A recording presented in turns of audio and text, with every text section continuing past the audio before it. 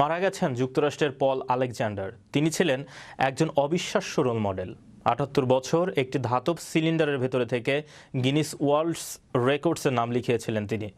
কিন্তু কেন ৭৮ বছর একটি ধাতব সিলিন্ডারের ভেতরে থেকে ছিলেন তিনি?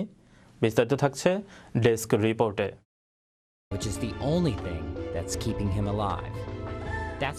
যুক্তরাষ্ট্রের পল আলেকজান্ডার ১৯৫২ সালে তার বয়স যখন মাত্র ৬, সে সময় পোলিওতে আক্রান্ত হন তিনি। এই রোগের কারণে পলের ঘাড় থেকে পুরো শরীর প্যারালাইজড হয়ে যায়।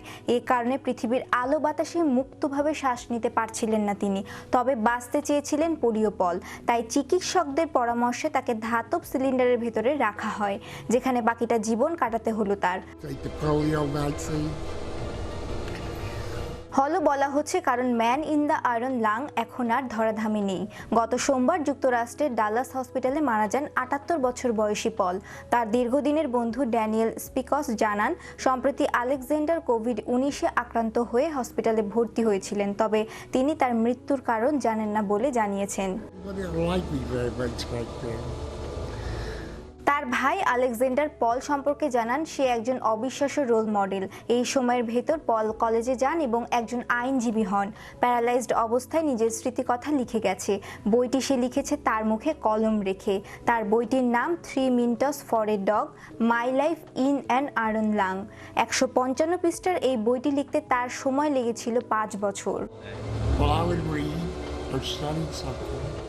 একদিন দুদিন নয়, দীর্ঘ ৭ দশকের বেশি সময় ধরে ৬০০ পাউন্ড লোহার ফুসফুসের ভেতর কাটালেন এক ব্যক্তি। অবিশ্বাস্য মনে হলো ঘটনা সত্য। এরই মধ্যে গিনেস ওয়ার্ল্ড রেকর্ডসের নাম লিখেছেন তিনি। গত মার্চে পলকে বিশ্বের দীর্ঘতম আয়রন ফুসফুসের রোগী হিসেবে স্বীকৃতি দেন গিনেস কর্তৃপক্ষ।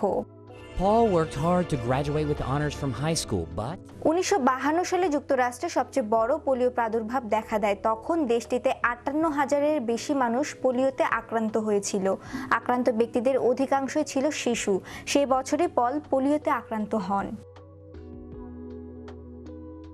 পুরো শরীর প্যারালাইজড হয়ে গেলেও শিক্ষা গ্রহণে তাকে তার শারীরিক অক্ষমতা আটকাতে পারেনি। ধাতব বক্সের ভেতর বাতাস শূন্য করে রেখে সেখানে অক্সিজেন ঢুকিয়ে তাকে বাঁচিয়ে রাখা হতো। পলের পলকা শরীরে হয়তো মৃত্যু হয়েছে, কিন্তু পলদের মতন মানুষদের কখনো মৃত্যু হয় না। দশকের পর দশক পোলিও পলরা অসুস্থ মানুষদের জন্য হয়ে ওঠেন অনুপ্রেরণার দেবদূত। পল আলেকজান্ডার আসেন সকল চ্যালেঞ্জ জয় করতে, মানুষকে দেখিয়ে দিতে যে কোনো কিছুই অসাধ্য নয়। শ্রেয়া রায়, বিশ্ব বাংলা 24, বিনোদন ডেস্ক।